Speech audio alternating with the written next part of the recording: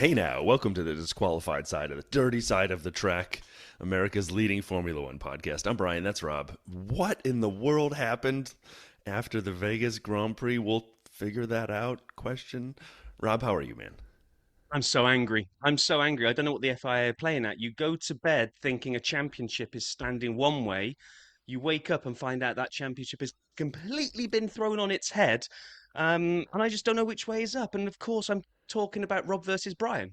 I mean, I I went to bed thinking the points were one way and that you'd absolutely close right up my trumpet.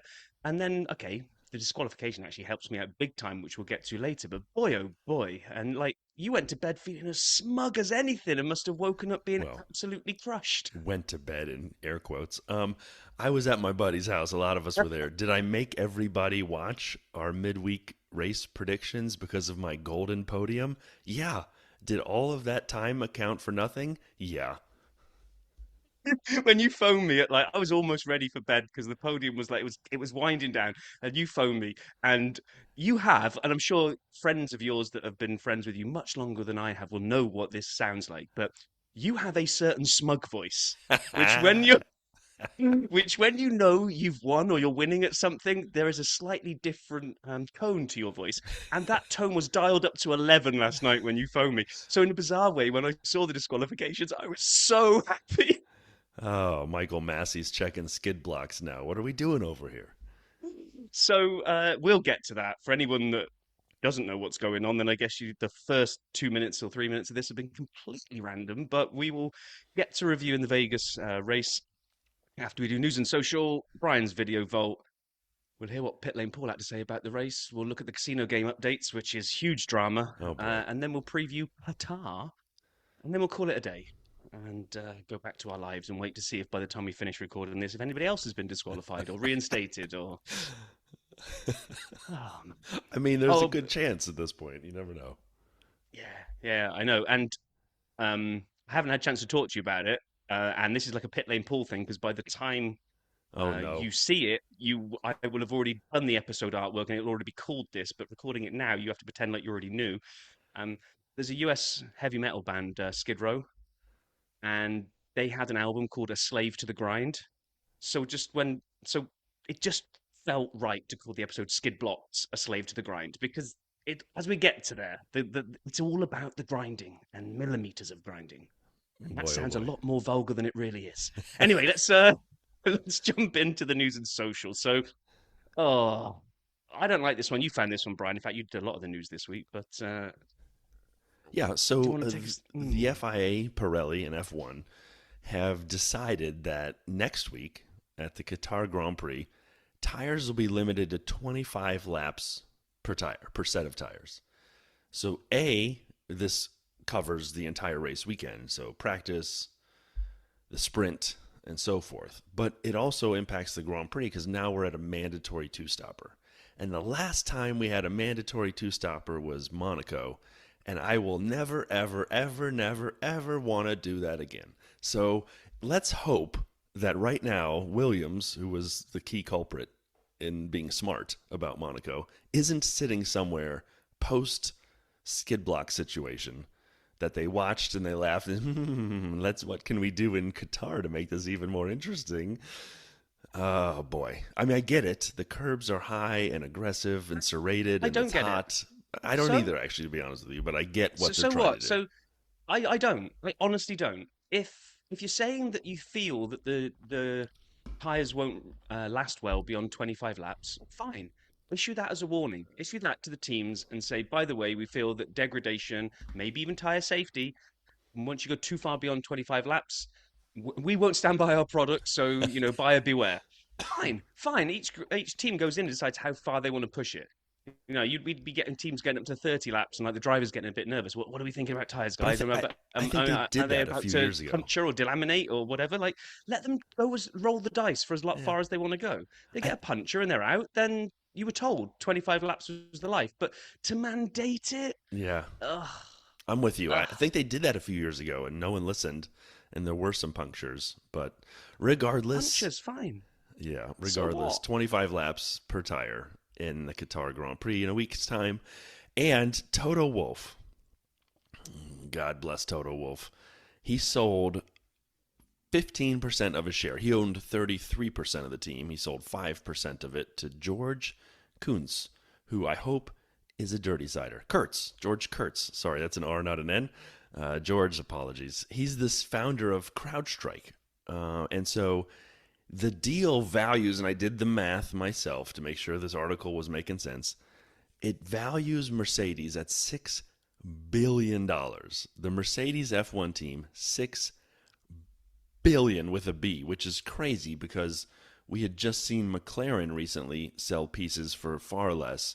Values are going through the roof, but Wolff netted $300 million from selling his 15% of his share, which is 5% of the team, to George Kurtz.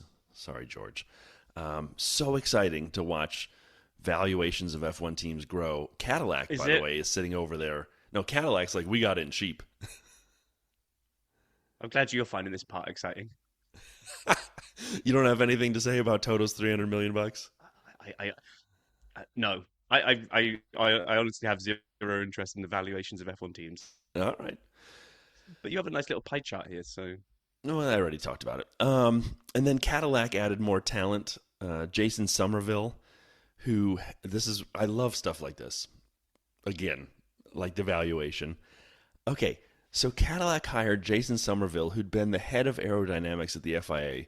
He was basically the architect between the 2026 regulations, leaving the FIA and joining Cadillac. He's done, apparently, if I'm reading this right, done his 6-month gardening leave, and will be joining Cadillac shortly. Wild. I love when people go steal the architects of things to join their team. I think it's a great idea, personally. Yeah, I guess you hope that he doesn't land at Cadillac now and go look at their 2026 plans and go, ooh, I wouldn't have done that.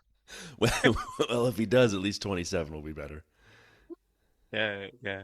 And then you found one here that I'd seen as well, but I actually on the lesser traveled LinkedIn, I'd seen this Matt Bishop post, and he was quoting Max Verstappen, who got interviewed about just what he kind of thought about F1, and his quote was, here it is: "Less races, not so many street circuits, a straightforward calendar, 2-day race weekends, no sprints, one practice, one qualifying, and a race." That's kind of what he would like to see change in F1. And Matt Bishop was like, I agree with every single word of this. I gotta say, I do as well. Like, if you Agreed. abandoned Friday and just made F1 a weekend thing, Saturday and Sunday, practice on Saturday, qualifying Saturday afternoon, Sunday race, I think we all agree that I think the calendar is a little bit too full at the moment. I'd probably like to see it if tapped out at 20. I mean, I grew up obviously in an era of kind of whatever it was, 10 to 12 races, Yeah, so 12, 20 even 14. seems insane. Yeah. But like 24 is just feeling a bit much. What I'm do you with think you. on this one? I love the not so many street circuits part as well. I know that I saw this quote and I'm like, ooh, Rob will like that. We often argue too many street circuits and build purpose-built, purposefully designed racetracks and use those for the majority of F1 weekends. And Madrid may bring us a great street circuit next year. It may not. Vegas has had a couple good races. We'll talk about the one tonight. I'm done with street circuits. Give me purpose-built tracks. Yeah, no, I agree. I agree with that as well. Maybe they bring it back down to 10 races. We end up splitting the F1 calendar into track championship and street circuit championship. And if Max doesn't like street circuits, the other drivers can just say, yeah, I'm not entering the street circuit championship, thanks. And the reserve drivers can come in. There we go. Just fixed Formula One. As long as they do a Le Mans style start, I'm in. I know you love your idea of the sprinting. I want people running across the track, hopping in, seatbelts on. Here I go. And then last but definitely not least, I thought it was a lookalike at first because the picture I saw on Instagram wasn't great. Valtteri Bottas apparently officiated the wedding of a couple in a Vegas F1 chapel. I think it's in the paddock. I think it is. I didn't really go into the article too much, but it was a properly F1 themed Vegas chapel. He carried the bouquet, he took the bride down the aisle, and he officiated the marriage of Amanda and Eduardo. And as the two kissed after You May Kiss the Bride, the F1 theme struck up. I'm hoping these two are F1 fans, because if not, their special day just got ruined. I mean, and also I hope it wasn't just a spur of the moment thing for Amanda and Eduardo. I hope they had like friends there with them doing their thing. There's nothing sadder than when two people randomly meet and decide to get married in Vegas. Just saying. Why does that feel like you've got some kind of experience? And on that note, let's talk about the video vaults. Open that door up, baby. I've spent way too many weeks in Vegas one night. All right. There were some good videos this week. I'm really actually very excited about the vault. We're going to put the bread on this video sandwich around the Wired channel. The Mercedes CEO answers F1 team principal questions. Tech support Wired, 15 minutes. This was so good. So obviously it's Toto, and he's answering questions, none of which relate to $300 million of cash sitting in his pockets. But he talks about what it is to be a team principal. I really enjoyed this. His perspective on melding CEO, coach, kind of leader all together in the F1 TP. So if you have time, check that out. 15 minutes well spent. Can you guess all 75 Formula One drivers? The ultimate F1 driver quiz on the Seriously channel. And it's with a question mark on the channel, so I'm just doing it justice. It's 9 minutes. I got, I believe, 61 of 75 correct. Ooh, I was, nice. at the beginning, I didn't know what to expect. It's just pictures of drivers, so I've already helped you and everyone listening more than I had. But I realized I would score this on misses, not makes, because I was scoring it on makes at first, and they go through easy, hard, easy, medium, hard type levels. So I'm doing this thing, and I'm literally holding fingers in the air, like a 5-year-old. Like, how many have I gotten wrong? And I think I got 61 of 75. So I encourage everyone to go give it a try. It was fun. High stakes in Vegas. The F1 Marble Predictor Grand Prix race. Yells, gels, marble runs. 10 minutes. Okay. I love this channel. Just full disclosure, I have not talked about Yells marble runs, I don't believe, ever on this channel. But What is during it? COVID, when COVID first started and we didn't know what was what, like the first couple weeks, we went virtual for my bowling league. And one of my friends says what we should do is gamble on these marble runs. And they put marbles on tracks and they run them, and you gamble on which marble will finish first. And Rob's laughing, but it's totally true. And red number 3 was a legend at the time. And if you gambled on red number 3, you were almost locked to win. And we would draft, and people would gamble and yell, gel. I'm assuming, because only men are this dumb, he loved F1 and would do tracks that looked like F1 races. Mostly it was in the beach and so forth with the marbles. Anyway, check it out. It was great. He did an F1 prediction for Vegas, and the track looks loosely like Vegas, and he's got a sphere out there, and he's doing his thing. God bless you. You're doing the Lord's work. But there was no red number 3. These are actual drivers. Okay. James Vowles reveals what we learned from Brazil. The Vowles verdict, Sao Paulo GP, Atlassian Williams Racing, 8 minutes. This was great. He's kind of talking about the Williams team, what they learned, how Sao Paulo went, what they were expecting for Vegas. Are we, Rob, this is serious. I'm going to take a pause from the video vote. Are we living in a golden age of team principals?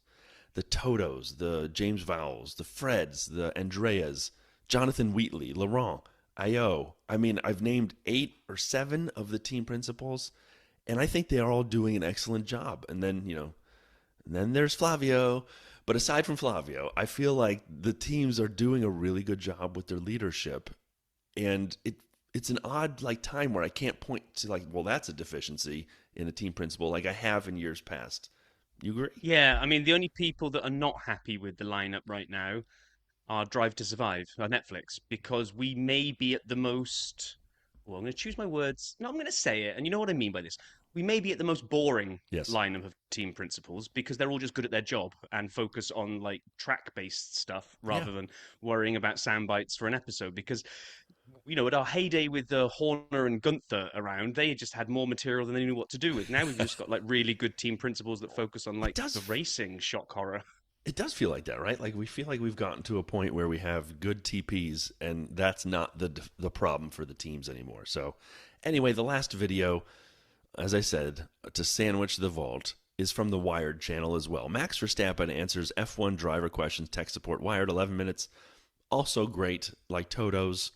A bunch of questions to answer from listeners, watchers, viewers, whatever. Max nailed it. It was great. So I recommend that as well. And with that, we're closing the vault. Just gotta hope no one snuck in there Ocean's 11 style to steal all your videos. But They're welcome to them. I share them openly. oh, a bit like actually, sorry, a story that I did miss. Like a lot of it feels like a lot of the news and social this week was sponsored by Lee on Discord because he did a stellar job of just dropping all these stories in.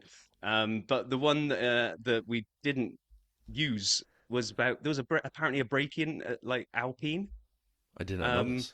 no, I didn't. I got to go and look at it properly. But I made the joke of, well, surely no one was breaking into steal designs. I mean, There's a big folder. It says 2024 chassis. And they've been using it all this season and last. Like, please don't take our chassis from last year. it's like Lee joke. Maybe it's someone breaking in to kind of felt sorry for them and like put some new designs in for 2026. Lee, nice. Well done. I missed that. I haven't been on the Discord in the last couple of days. Well done. Right. Okay. Then we get to Vegas, baby, and I think there were only three. Might have missed them, but I put the images in here for us, Brian. The livery watches. We have to get the serious business of the race weekend out of the way first. Which livery did you like the most? I'll give you my quick reaction, which was I saw Williams first and thought that was a real chef's kiss. Like they've kind of gone in the opposite direction. Recently, they've gone a bit like they went golf or they went white. Right. Right. But this time they just went like Knight Rider, just black car, a little bit of blue, battery on the top. Absolutely loved that one and thought, yeah, that's going to be my favorite. Racing Bulls dropped that kind of, what do you even call that type of paint? I call it oil slick paint, but it's Yeah. kind of got that, depending on the light, it kind of Yeah. changes the color. There's some proper word for it, but Yeah. oh, Sure. that is absolutely sweet. And it was actually designed, I think, with the light the lights in Vegas in mind, because the way that it caught the light in motion, it looked phenomenal. And then we had State Is it different? with their final lap livery, which was to pay homage to their. You're going to use this, I think, for the final three races as they say goodnight and become Audi. Let's play some sort of homage to Sauber or whatever it is, his heritage. And all they really did was use exactly the same livery, but kind of sort of force a checkered flag onto it. There's a checkered flag on it? Good Question? Good job. I don't know. Don't see it. I do like the Williams more than all of them. I did not think the Oh, okay. Racing Bulls looked all that great under the lights. It was fine. Oh, I did. Okay. It wasn't for me, but the Williams I thought was badass. Yeah, it did. It did look cool. Now, based on our notes, based on the timing here in the US of A, it may look like due to both work and maybe late at night and us having to pace ourselves to staying up late for quali in the race, that I don't think either of us saw any of FP1, FP2 question. Correct. Correct. So, It was you know, so Thursday night. I had just walked in from being on the road all week. I missed FP1 while I was getting home, and I missed FP2 because I was sleeping. But yeah, I missed FP1 and 2, but I did watch FP3, and I enjoyed it. However, what we saw for FP3 and Qualy was rain. yeah. And what you don't expect in a desert is going through it with the horse with no name, and then to end up in the rain and it cold. It may have been snow that was coming down. It was so cold and wet. Anyway, it was interesting. You watched people try out slicks. For me, the highlight was Lewis came upon a bunch of cars in practice, and they were loosely passing each other on the straight, trying to get to the corner, but they were all observing practice rules, which means, all right, I'm not really going to push you, you're not going to push me. And then Lewis comes into the picture at 467 miles an hour, and he rocks up on this group, and he's like, oh, oi, mate, you're not getting out of the way? And Liam was at the back of this friendly practice train. And Lewis missed him by millimeters. You could not fit a poker chip between Lewis's front wing and Liam's gearbox. But Lewis did, and he went off, and he missed him. But when they showed that on board, I'm like, dang, I mean, how fast was he going? And at this point, I'm thinking maybe the Ferrari will be good. Wrong. Yeah, we'll get there. So let me get to Qualy. Now, Qualy I watched in its entirety, but not live, because I was present for Qualy live, but there is a chance I have been completely asleep on my sofa and woke up 45 minutes after it ended. So had to get up at 6 a.m. and watch it all over again. Oh, So we're I a did mess see over it, here. How are but we yeah, America's leading Formula I One don't, podcast? We can't stay awake. I don't know, I don't know. So we haven't got any breaking news or kind of like shock horror jingle, have we, on your smorgasbord of sounds? I mean, the closest thing I have is this. We fell asleep. No, I was gonna. No, okay, no, play it again because I've got something else. All right, I'll play it and then you do your thing. Blue tire edition. We saw the blue tire out on track. It isn't just sitting in the back of a garage looking at all the other tires, slowly weeping to itself, going, "I'm never going to get used ever again." It got almost given a heart attack when someone tapped it on the shoulder and went, "Hey, Bluey, you're up." Me? What do you mean me? Whoa, whoa, whoa! I haven't gone out on a racetrack for years. I'm not ready. I'm not prepared. They went, "Too late. You're up." And we saw blue stripes everywhere. So what is Everywhere. going on? What is going on? That's a great point. Thank you for that. Yeah, I was about 2 or 3 minutes late to Quali. I walked in. We'd picked my daughter up at the airport. I walked in and I turned the TV on after we, hung out for a while, and I looked and people were on the blue tires. I go, this can't be right. And they're sliding everywhere. I'm like, we're really doing this, F1? All right, I'm here for it. People were driving so gingerly. Q1, it was very wet yet. People were out, as Rob said, on the blue tires. I loved it. It was just chaos. Albon crashes into the wall, somehow gets his car back to the pit, even though the tire is aimed in the wrong direction. Hamilton comes around behind him right at the end of Q1 and gets across the line just in time to start his final lap.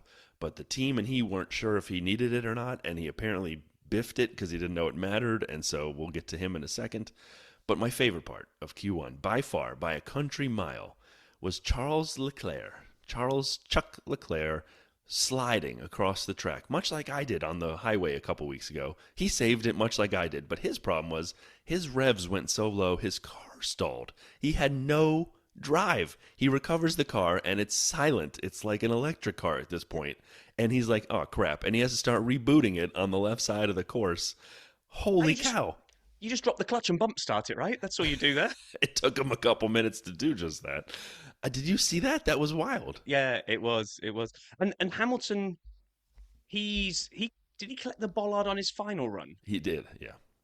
I did love the picture that was doing the rounds of Hamilton and his color-coded bollard collection. So when he went over one a few years ago in the Merc, it was a black and green bollard that he went over that matched the Mercedes. I didn't see that. Ferrari, he's gone over a red and white one. Yeah, I put it in the Discord. Come on, Brian, you got to get on the Discord. It's been a week.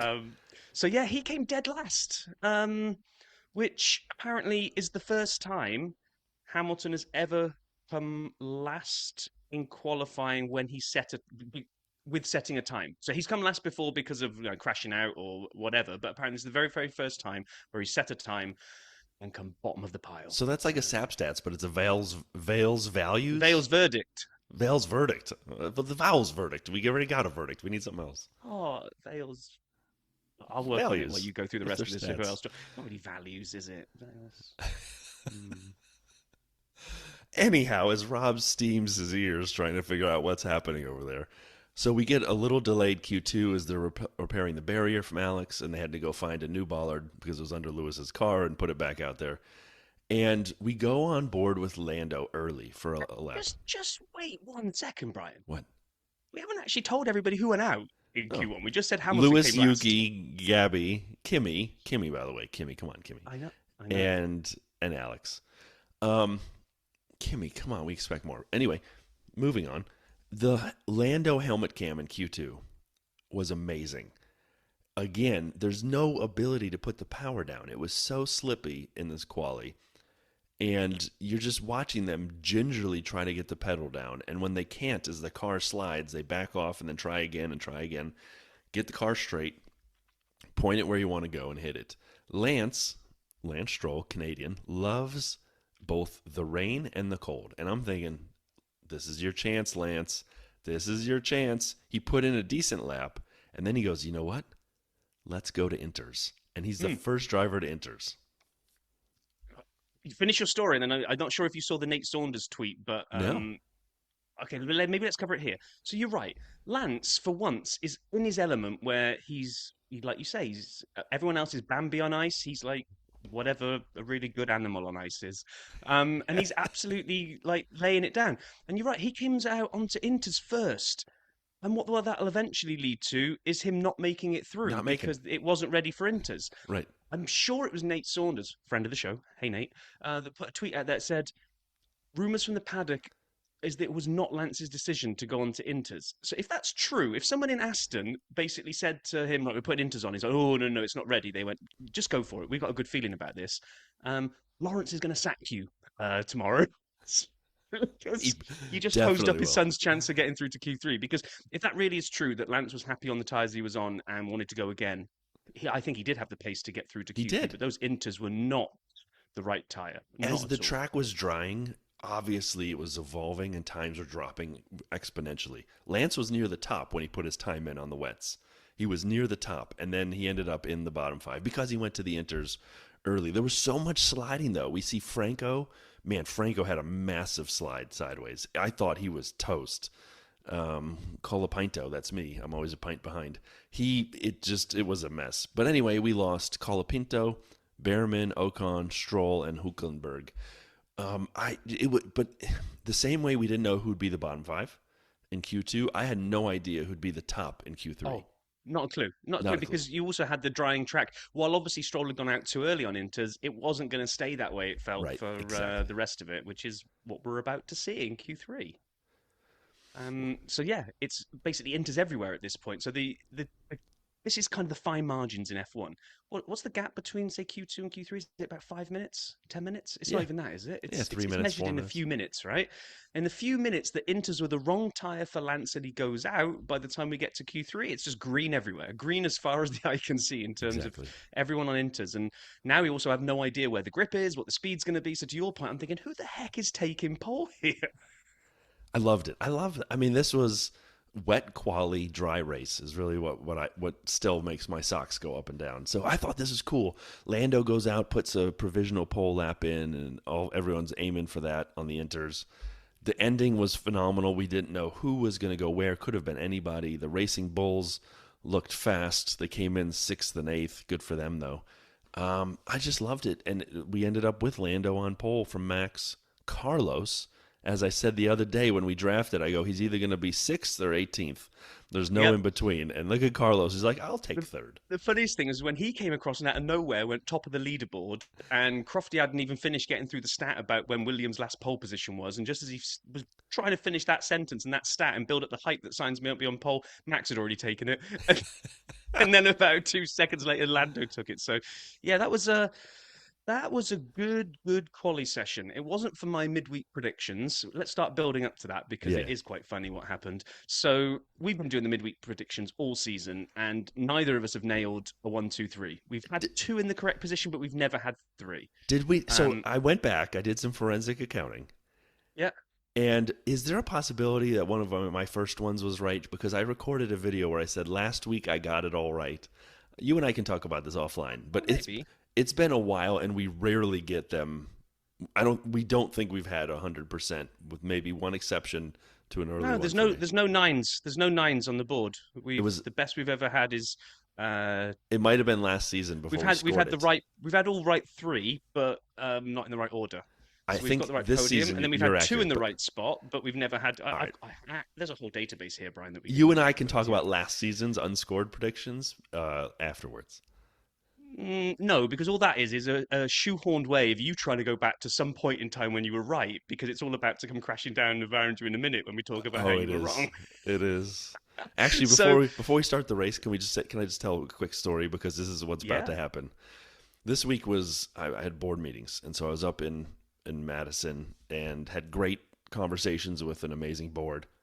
And so as I'm doing these conversations, I really, you want to get everything right.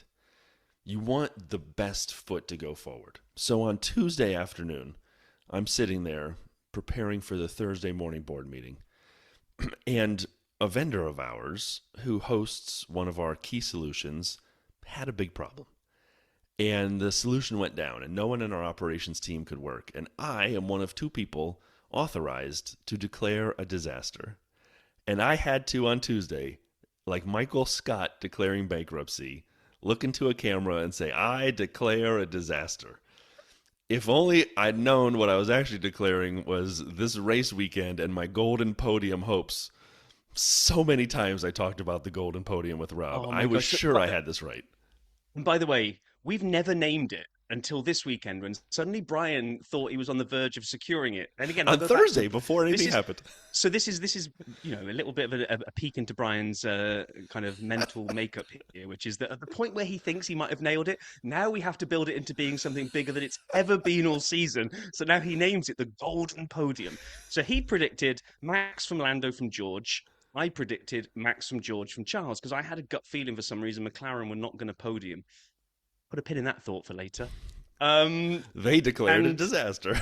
yeah, we declared that. So that's what we were looking at. Now, after Qualy, it's got to be fair to say, while Ferrari had looked spicy and quick in practice, I'd got Chuck sitting there down in, was Ninth. he, ninth. So that wasn't really looking great. Brian's got all of his key players all sniffing around the top end of it. So yeah, he went into the race kind of with a lot more expectation than I did. But just be clear, it was Thursday on my drive home when I called you, well before practice, when we named, I named it the Golden Podium. I You named named it. And I said, I'm going to nail the Golden Podium this weekend. And it turned out all I did was declare a disaster. Well, isn't the old phrase "pride before a fall"? So maybe you spoke this into existence that you I did. overhyped this golden podium so much that what we will talk about later just is your comeuppance. Do you But remember anyway, when Lewis was disqualified for his skid block and we heard Yeah. from the FIA and everyone, you can smell it? You know when the skid block's been under 9 millimeters? That's what happened this weekend. They could smell what the rock was cooking. So, so we get to the start. I missed a lot of the grid walk stuff. I caught a little bit of it towards the end because, in order to keep myself awake, ready for the start of the race, on the other TV channel was My Cousin Vinny, which is a fantastic movie. So I made sure I watched The case all the way cracker, through that. me in the shower. Wow, see, there we go. So identical. Anyway, we so You could I- voir dire the witness. Oh, No, all right, we're not in My Cousin come on. Vinny channel. Keep No. it going. So we come on, and it's kind of all the sphere stuff. And I've got my background today. I know we don't YouTube this anymore, but the sphere. I think every race should have a sphere. It just should. They're just brilliant. Do you remember when I had too many beers one night and I photoshopped the sphere into all these racetracks and put it out on Yes. Twitter when we did Twitter regularly? That was phenomenal. So anyway, we had that. We had a close-up of Lando's helmet, which I don't know if it was because of the lights, but the light, it looked bright green. It looked like it was a Kick Sauber helmet that he was wearing, but I'm sure it wasn't. So anyway, first corner. Lando can't do anything stupid because really he just needs the points, so he's not going to go and try anything. And then basically goes and tries the most aggressive move I've ever seen from anybody, especially when you're not trying to be aggressive because you don't want to take yourself out because the championship is more important than Max. That's my summary of the first corner. I mean, that cut across from Lando. I've not seen anything like that for a while. And while he was looking in his mirror and going, taste some of that, then he looked forward and went, oh, there's a corner. I better brake. And I've gone the wrong angle. I've put myself completely in the wrong position for this corner at the wrong speed. Oh, now I'm third. What was he doing? I was watching this at my friend's house. There were about 10 of us, and they were very patient people because they pretended to care about F1. And so we watched the beginning. I said, here, this is going to be the best part. This is what you got to watch. And we watched Lando do that. And my friends go, he's the one leading the championship? I go, apparently. Why would he have done that? He went more sideways than he went forward. The goal should always be forward momentum, Lando. Forward momentum. And instead he decided to declare a disaster. Now, unless by chopping Max early, he reduces the chance of a Max dive bomb into turn one, thereby protecting him from being taken out in aforementioned dive bomb. Maybe he was just trying to put the brakes on Max a little bit. Unfortunately, he puts the brakes on himself too late, and like you say, George nips through as well. Ollie made up 4 spots, which include getting past Charles, who wanted to stay ninth, so he instantly got past Fernando as well. So kind of like Charles was like, "No, I'm ninth. I want to stay here." Ollie's just gone past me in the other Ferrari, so I'll go and retake in the other Alonso. Ferrari. Yeah. Well, he's a Ferrari driver in a Haas. I mean, come on. It's He is basically... in a Ferrari-powered Haas, I agree. But he's not in the other Ferrari, sorry. No, I know. But the other Ferrari, Lewis, was up to 12th, from 20th to 12th by almost like the third corner or something ridiculous. We never really got to see a replay of it. I think it was mainly to do with the first corner shenanigans when I think the gas man got turned around, because we saw the VSC first and then we kind of went back and unpicked some stuff that was going on, because I think there was Nick debris out on the track. There was. And there was a lot of debris actually on the track during the race.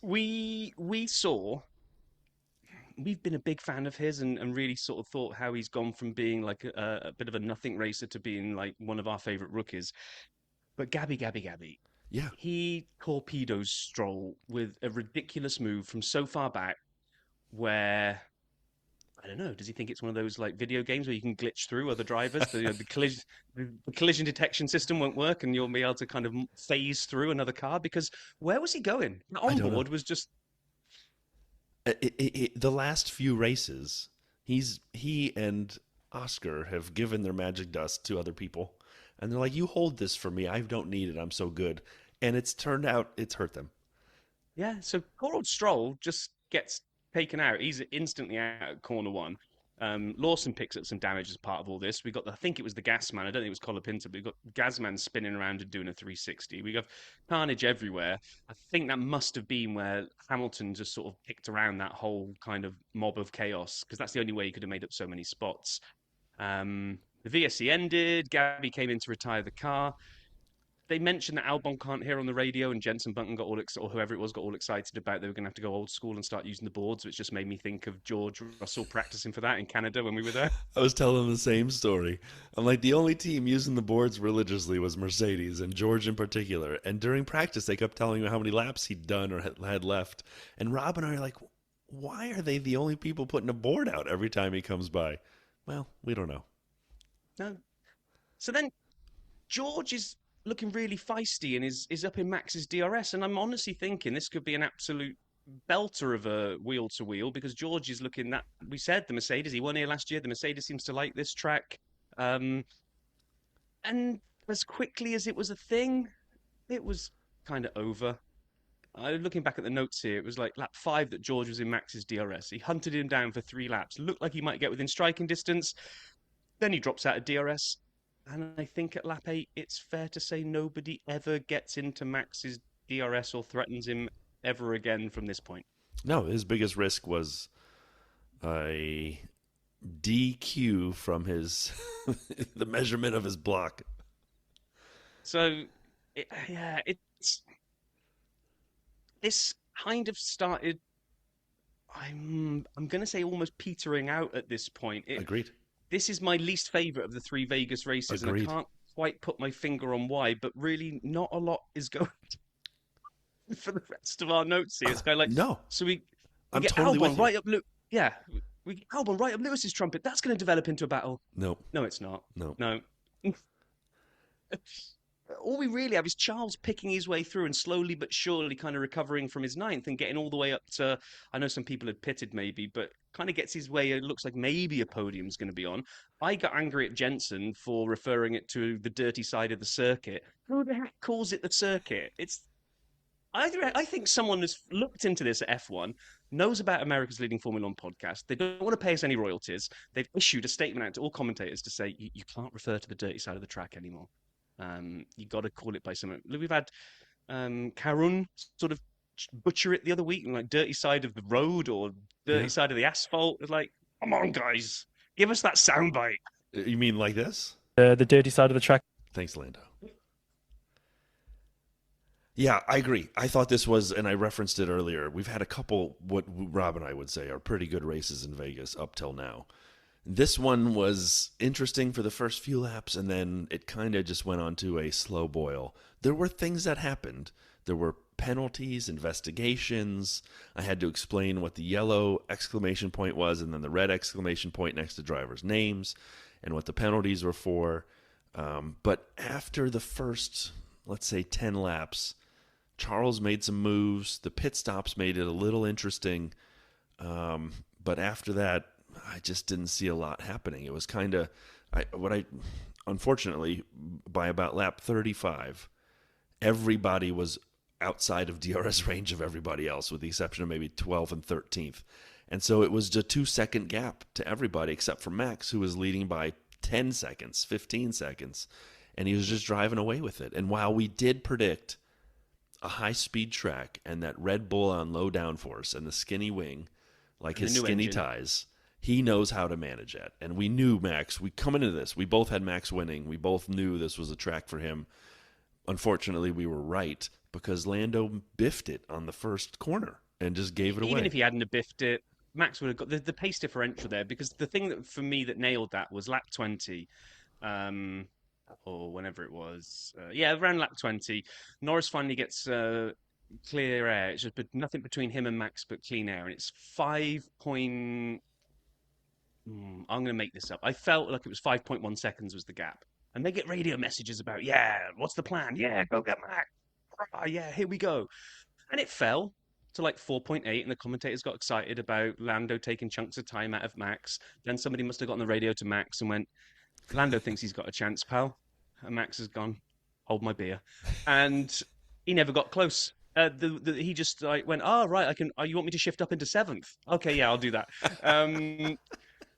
There was never any world in which Max didn't win this race unless there was mechanical or a crash or whatever, because he was just so far clear. And all my notes between like laps 20 through to about 26 are just so-and-so pits, so-and-so pits, so-and-so pits. Nothing was really happening out on track. We had Alonso put a nice little double move on Yuki and Colapinto while they were kind of arguing over each other. He kind of came through and sliced through, but it wasn't for points. It wasn't really meaningful.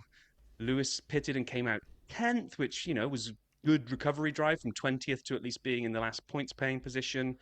We kind of then, after the pits had all sort of shook out, we had Lando coming up to George, and this would be our last thing that really happened. Lap 34, Lando finally got George, whose apparent steering wheel wasn't connected to his wheels or something. I'm not quite sure what the problem was over there they kept referring to, but it was when he came on the radio early in the race. The steering, it's happening again. I'm like, what? You move your hand to the left and the car moves left? I mean, what's happening again? The alignment was off by a millimeter, like his skid blocks. It was, yes, agreed. It was lull the whole rest of the way, the last 15 laps, I would say 20. And I even took a picture of the board at one point. I called it a DRS disaster. The DRS has declared a disaster because no one was in it. And no one was close. And again, let me just be clear. I'm not cheering for DRS. What I'm saying is I like when a car is close to the car in front of it, so there's a chance for an overtake. Give me that. Give me some racing. Give me some. Wasn't any. No, we just didn't, for whatever reason this year. I mean, same sort of track temperature, same sort of thing as it's been for the last couple of years. Last year we've had good battles for podiums. This year we didn't. Now, the only interesting thing that happens, which we now, as we can all play Captain Hindsight, we can take a look at this, is that from about lap 40-something-ish, Norris suddenly started just hemorrhaging time to Max, and Russell was trying to catch him, although every time he steered to the right, he went to the left. But Russell was sort of kind of homing in on him, and so was Antonelli and Piastri. They were all like making huge gains on Lando, and Jenson Button kind of sort of guesses that they've underfueled him, so now he's got to lift and coast to try to save fuel. So he's got such a window. It's not like he's going to get caught by anyone. He's just lifting and coasting to save fuel. I'm thinking he wasn't lifting and coasting to save fuel. I'm thinking he's lifting and coasting now to stop the car porpoising into the corners, like we will hear is the reason for the disqualification later, because they must have known. I think they must have known something was up at this point, because why bother giving him that instruction otherwise? Right. Yeah, I agree. That has to be what was going on. And I mean, if they are porpoising into the corners, they know the car is bottoming out. They have to worry about the skid block, degrading and being under the 9mm rule, and that the inspectors would smell it, and so they would know that they had to look for it. Man. So anyway, I went to bed. After this, I came home and then went to bed. And by went to bed, I meant fell asleep on the couch. And so as I did that successfully, I thought we'd seen a little bit of a boring race, but I thought I'd had a golden podium. Max, Lando, George, just like I called it in the middle of the week. Can you smell what the sap is cooking? A disaster. He declared a disaster because all the McLarens got DQ'd. What? Oh, so and because I had to try to fight fire with fire, I was desperately kind of looking around to see how can I stem this tide of golden podium crap. And then I looked at the results. I was like, oh my God, no one's ever done a casino grand slam. So in our casino games, no one's ever won all three hands because the one that definitely lets us down the most is the roulette table. So I looked down the results. I'm like, well, what did we have? 13th. What did I pick? Alonso. Who's 13th? Alonso. Right. Brian went with the Mercedes boys for a blackjack. Oh, unlucky. That's 15 for George at this point, anyway. 15 for George and 10 for Kimmy. That's bust. I had Charles as my only scorer, so yeah, I've won blackjack. And then for the three-card poker, Brian unfortunately got Stroll in between the two Alpines. Well, he was out in the first corner, which meant Brian had nobody next to each other to get two in a row. And I had Oscar and George next to each other because of Kimmy's 5-second penalty. I was like, oh, okay, I know it's not as big a thing, but at least I can fight fire with fire here. So I'm going to have to suck it up. And Brian got his golden podium, but I got a casino grand slam. Everything is fine with the world. I will just make out that the casino grand slam is as big a deal. I went to sleep. And then I woke up. And I'm sort of bleary-eyed, coming downstairs, getting ready for my first cup of coffee of the morning. I put on my phone to take a look at some of the Premier League team news for the day. And the BBC Sports headline is McLaren's disqualified from Vegas. My brain does not register what I'm seeing for a couple of seconds. I'm like, yeah, what now? I read the story. Their skid blocks are seen to have been, was it 2 mil? Or was it might have been less than 2 mil, actually, maybe 0.2 mil or something. Whatever it was, it's a fraction of a measurement of being illegal. And of course, there's the outpouring online. My favorite one was that McLaren were favoring Lando because they told Lando to lift and coast to see if they could rescue his skid block wearing, but they didn't tell Oscar to lift and coast. I'm like, yeah, because they want Lando to be only slightly disqualified, but Oscar to be fully disqualified. I mean, come on, guys. So yeah, I guess it all comes down to some of the people that I actually pay attention to rather than the clickbait rage baiters were basically saying because of the wet weather, because of the lack of real setup in the race conditions, teams just had to gamble. They had to go with a setup that they thought would be low enough to be competitive and give the cars performance and just roll the dice on how close they would get to the maximum allowed wear you're allowed to have. And it's like we said at the beginning, it's a sport of very fine margins, and Right. McLaren just took that thing slightly too low, wore away the skid block too much, and it's a slam dunk. You've got no right of appeal. Your plank is either legal or it's not, and if it's not, you're out. There's no conspiracy. Everyone take your tinfoil hats off. No one's trying to fix it to give the title to Max. Even McLaren didn't fight it when it came out. They've taken it on the chin and just gone, some you win, some you lose. I Well, mean, they had representatives at the measurement, so they were there. They watched it happen, and they know, yeah, we're done. It's I saw that Lewis has been DQ'd for this year, and Nico as well. It's not new. It's something we've discussed. That's why I'm joking. George was when George disqualified from Spa. What was that for? Was that fuel or was that I think that the was plank fuel. wear? That was Weight. wait. Regardless, It was weight. it was weight. Weight. There are rules that the teams have to follow, and if you can't give a fuel sample, if you're underweight, and if your skid block is not measuring 9 millimeters, you're done. And so that was disappointing. And we've seen Ferrari often try to get their car as low as possible this year, but not run afoul of this particular rule. And that often means they have to lift and coast early in the race just to keep their car from bottoming out too much. But yeah, we ended up with Max, George, Kimi, Charles, Carlos, Isaac, Nico in 7th, by the way. Nice job. Lewis, Esteban, and Ali in the top 10. And so, do we want a championship decided by rules like this, to qualifications and so forth? No. But that's the reason the rules exist. And they're ironclad, and they're not up for interpretation. There's no Michael Massey in the background making a decision that no one likes. This is just facts. And so I'm fine with this. This is on McLaren. It was Andrea Stella who came out early this morning and apologized to the team and the drivers and basically took it as the boss and said we should have done better. So Andrea Stella and I both declared a disaster. Do you know what could have been a disaster for you? And if you look at the after disqualification, so you like you say, we got Verstappen, Russell, Antonelli as the podium. Poor old Antonelli missed out on his Lego Cadillac ride to the podium because Yes. obviously he didn't think he was on the podium at the time. So Lando stole a ride in a Cadillac that he didn't deserve. Um, but when the 5 second penalty gets added to Kimi for the jump start, look at the difference between Leclerc and Antonelli. So Antonelli finishes 30.488 behind the leader. Leclerc 30.678. So that's basically 2 tenths. Leclerc could have eaten 2 tenths more and finished and got because of the 5 second penalty finished You would have ahead. had a golden podium? I would have had a golden podium. How how gutting would that have been for you to have gone to bed with you holding the golden podium and woken up only for Vale to have taken it? The number of people I sent our midweek predictions to on the YouTube link at like 1 in the morning when I thought I had it. If I had to then say, no, sorry, Rob, got it all right, I wouldn't re-recording. I'd be done.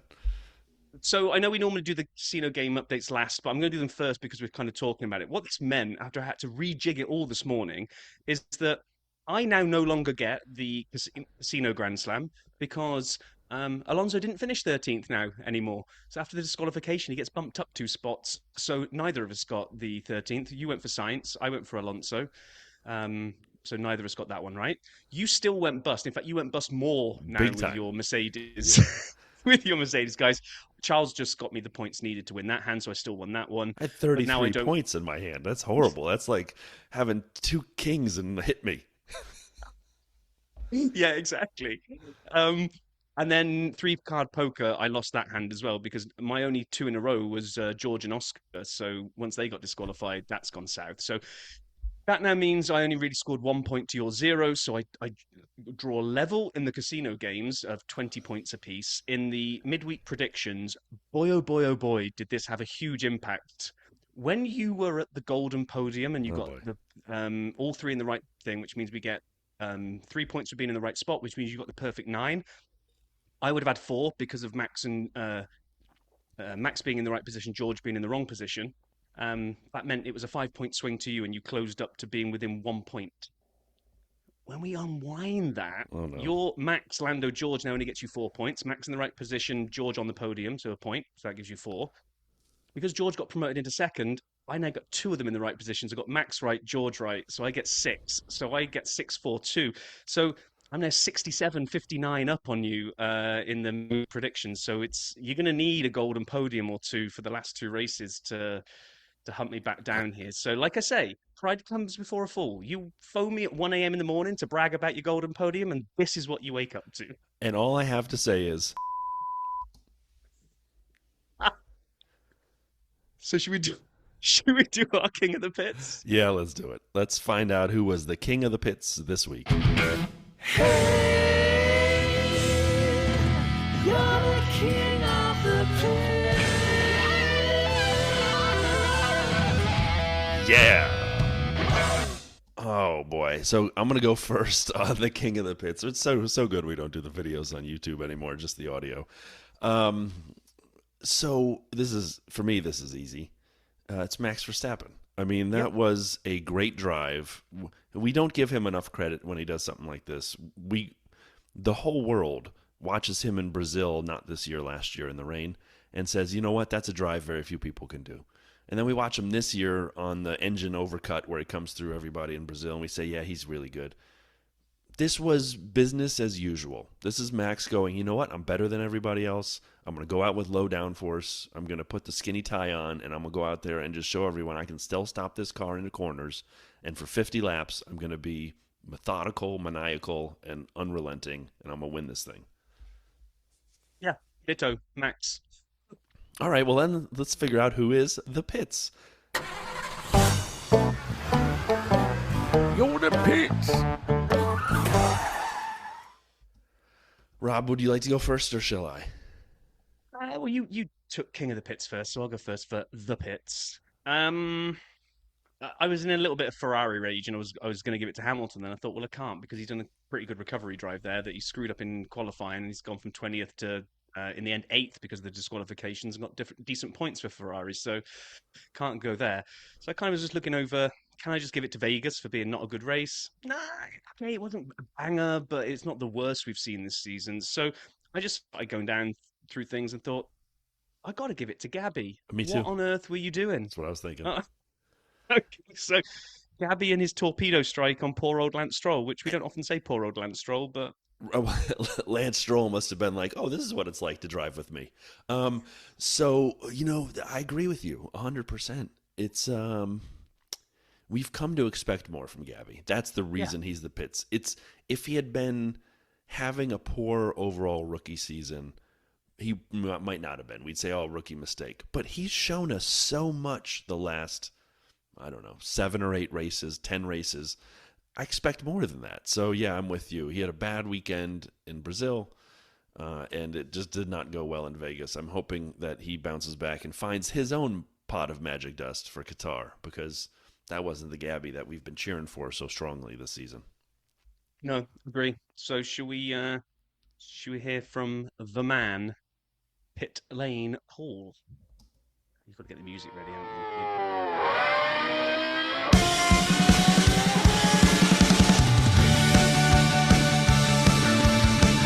He's Mr. Pittside.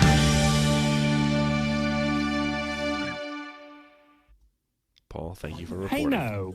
Well, they say Pitlane Paul, but Pitlane Paul is not Airport Paul, as Paul is about to fly to Charlotte.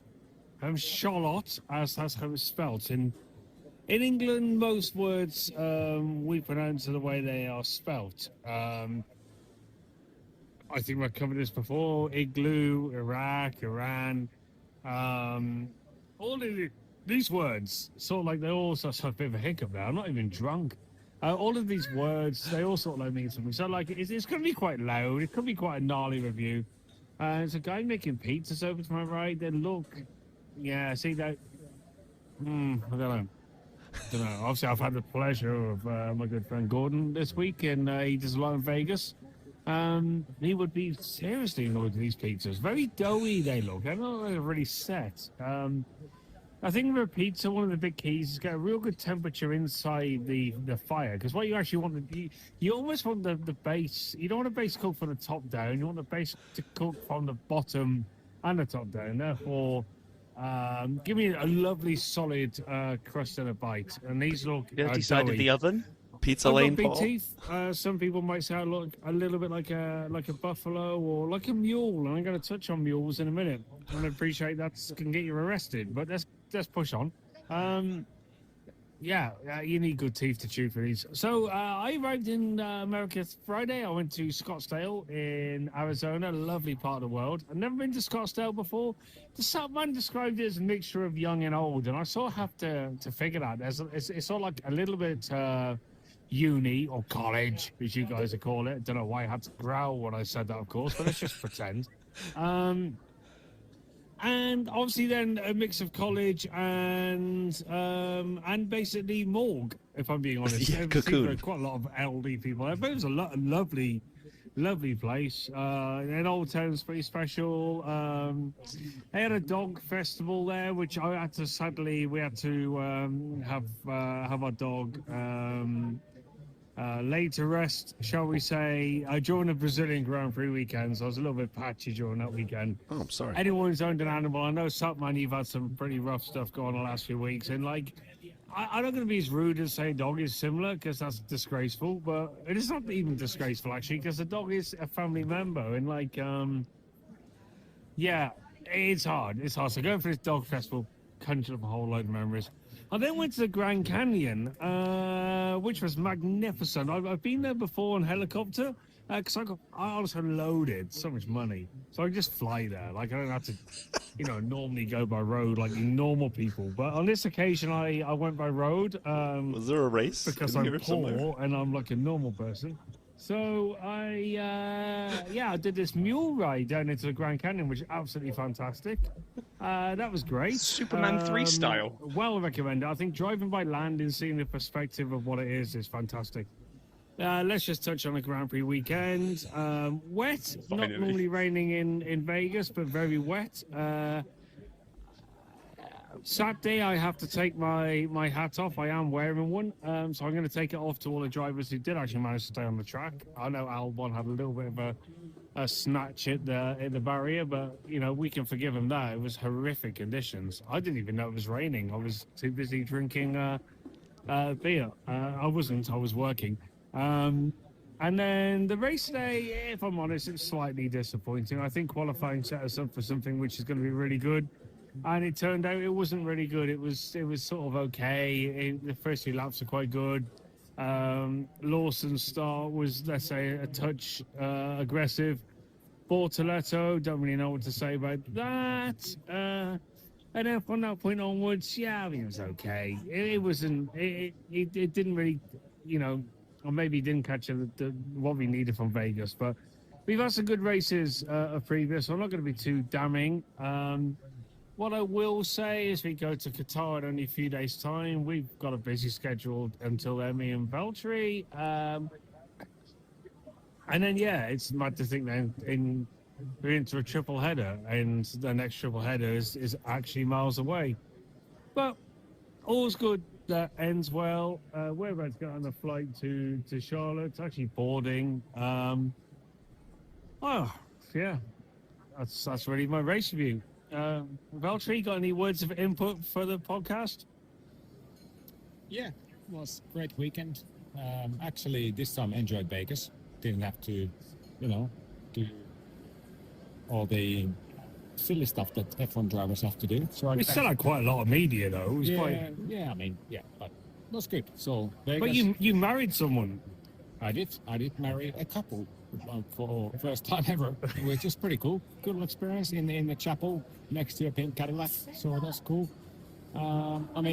Vegas is getting better and better, and can't wait to race there next year. And when I say getting better and better, I went out on Tuesday nights because, as is always tradition in Vegas, it's nice to go out for a beer. And I got very drunk. So I let myself down from day one. Vegas was... I hate Vegas as a rule, but when I leave Vegas, I always love it. It's a strange place. And I think anyone who's been here will probably think that is not an unusual comment. I'm looking forward to coming back here next year. So... on that note, I'll leave you to it. That is my review. I'll speak to you for a triple... Ooh. I can't even think what my triple's going to be this week. This sprint race is going to be triple something. And it's the last triple something of the year. And I will figure that out. But till now, hey now, good day. Speak to you in about a week's time. All right. Amazing. Well, So what just happened? Did Valtteri just join the podcast for a little bit there? I'm stunned. This is Valtteri Bottas, and you're listening to the dirty side of the track. I'd be curious Valtteri's thought on the pizza is really what I want to know. Pitlane Paul and Valtteri watching the pizza. The funniest thing is, I always try to work out if Paul is going to see a race through the same lens as us. And when he's taken the vast majority of his race review to critique pizza, I'm thinking he didn't enjoy the race, really. There wasn't too much to talk about. And then he basically goes and almost hits everything we did, right? Gabby, great start, didn't deliver a great race. It was all right, not the best. I mean, look at that. And 2 years the last 2 years have been good. This one was a letdown. Yeah. We all agreed. And then Valtteri came in and kind of gave us his perspective. Really appreciate you joining us, Valtteri. Paul sent this in at 1 a.m. Central Time. Just I'm looking at the times here. Obviously 11 their time as they're flying out. But then we got another review because of the chaos of the night. I don't know what's in this one either. Let's hear Paul's second act. Well, just landed in Charlotte at the lovely early hours of 5:40 in the morning to be stood in the John, and some human officer said to us that McLaren had been disqualified, which we were both like, really? Well, sort of throws my review clean out the window. It makes the championship very interesting, doesn't it? Anyway, we'll go to sleep and see if there's any other massive surprises by the time I wake up. Oh, sorry, hey no. It's really hard to be like hey no-y at like 5:45 in the morning. First impressions, that Charlotte's a lovely place, by the way. Anyway, love you loads. Speak to you soon. Bye-bye only dirty side fans. I think I'm slightly delirious. Can I just... one thing... Oh, you were a legend.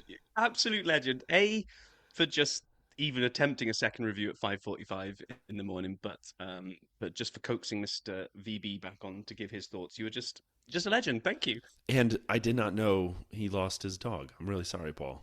You mentioned that it kind of got lost in the VB message afterwards. I don't want it to get lost. My condolences to you and the family and whomever was in the dog's life, because I don't even know your dog's name, but I'm very sorry, because I do understand what it is like to lose someone that's part of your family, pet or human or whatever. We're all, on this crazy marble out in space.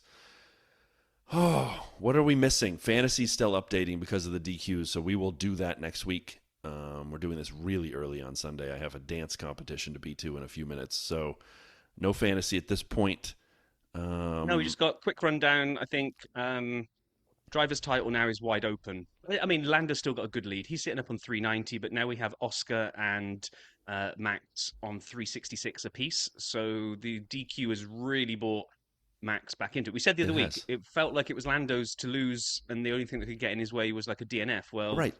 Who knows? I mean, here we are now. So if Lando was feeling the pressure a little bit, can't even begin to think what he must be feeling going into Qatar and Abu Dhabi. If it does go down to the final race of the season, Lando needs to beat Max by a couple of points, I think it is, and Oscar in Qatar weekend to mathematically seal it. So he can actually put this to bed and save himself the heartache of an Abu Dhabi shootout. But boy, oh boy, oh boy, we joked about this as Oscar's magic dust disappeared and Max started winning. So me and you were projecting forward, saying, wouldn't it be epic to have a three-way showdown?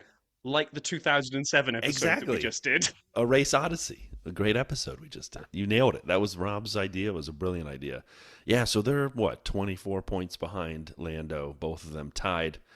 Then we have George at 294, Charles at 226, and then we drop down considerably to Lewis at 152 in 6th place for the driver's title. Kimi, by the way, 7th place. Nice job acquitting himself there. And then we drop to Alex, Isaac, and Nico in the top 10.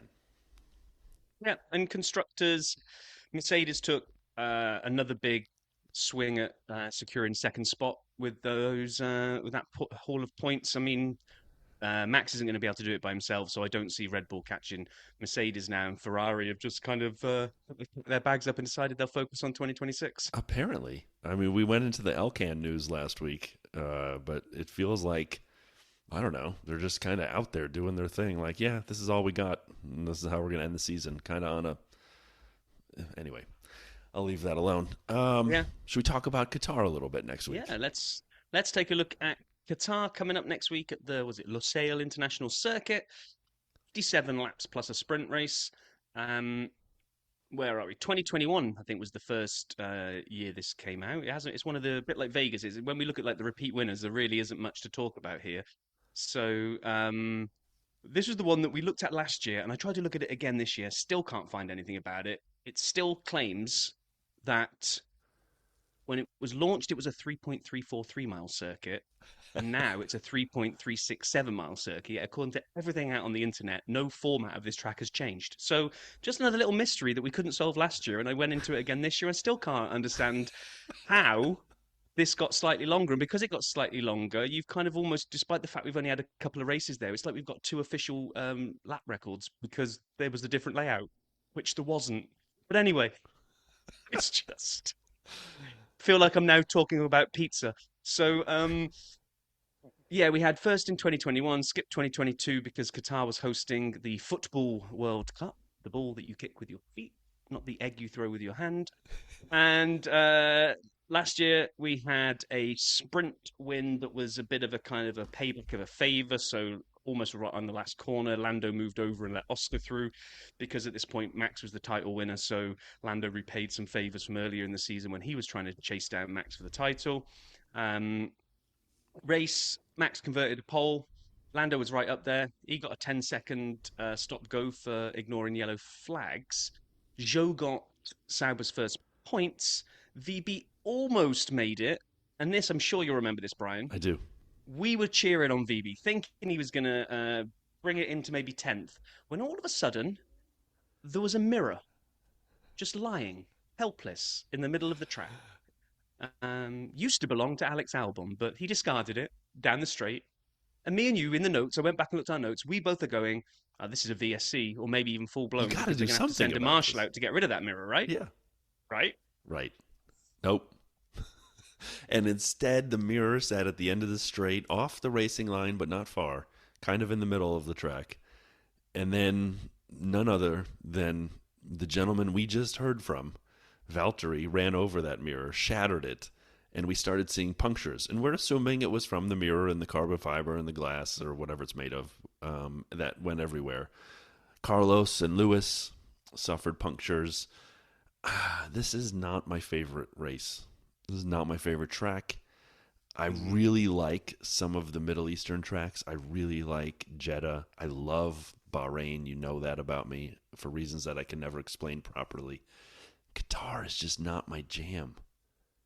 No, and I just have bitter taste as a Ferrari fan because Sainz was in line to make it a double Ferrari podium before he picked up some bits off that shattered mirror, if that's what it was. I was reading something here that like Pirelli was saying, oh no, the punches were not related to the mirror being smashed and then them driving over it and them having punches almost immediately after. But okay, whatever, Pirelli, it was not related to that. But what it meant was that Sainz went from podium chasing to just points chasing, and he kind of finished sixth. We had some Max from Charles from Oscar. George brought it home in fourth. The Gasman was up there. Joe, like I say, was in eighth for a point. Kevin Magnussen, if anyone remembers him, was in ninth. And Lando was down in 10th after his 10-second stop go, just ahead of, just 15 seconds ahead of Valtteri, who I want to think that would have been points for him if he hadn't have had the mirror incident. I think he was trying to overtake somebody, wasn't he? Which is why he was off the racing line when he caught the mirror, I think. I might have invented that. I don't think he was just randomly driving offline to drive over a mirror. I think he was putting a move on someone. I don't think he came flying down the straight and went, oh, what's that? Let's drive over it and see what happens. Yeah, definitely not. I will say I did get a chance to explain to people last night that certain drivers, if you don't serve your penalty in the race, it carries over. And that Valtteri is one of the few drivers in the world carrying over a penalty for the next time he drives, but doesn't have an active current drive. So I'm hoping Mercedes uses him in a race here at the end so that he can serve his penalty. To give him a clean slate. Yeah, and so he walks into Cadillac without the penalty. Oh, yeah, Paul, have a word with Toto. Just make it happen. Get Valtteri just have a drive in, just in the sprint. Can you serve it in the sprint? That'd be perfect. That was so not right. Oh, Toto says they're not going to do it. Ah, okay. That's that. I mean, the big thing will be to look forward to. What's Paul going to name the triple header? We've had dongers and all other manner of Paulisms, so that'll be fun to look forward to. Hopefully it serves up a decent race, but I guess we'll have another crack at trying to go for a golden podium midweek, Ryan. I mean, how many times do I have to do this right when it's taken away from me, Charlie Brown style? Rob, anything else for you this week? No, wrap it up, sir. Well, that was an interesting outcome. The race may not have been what we wanted, but we can't wait for the second of the trifecta, whatever Paul will call it, in Qatar. And we can't wait to talk about it with you all in 1 week's time. Be well, be safe, take care, everybody. Thanks for listening.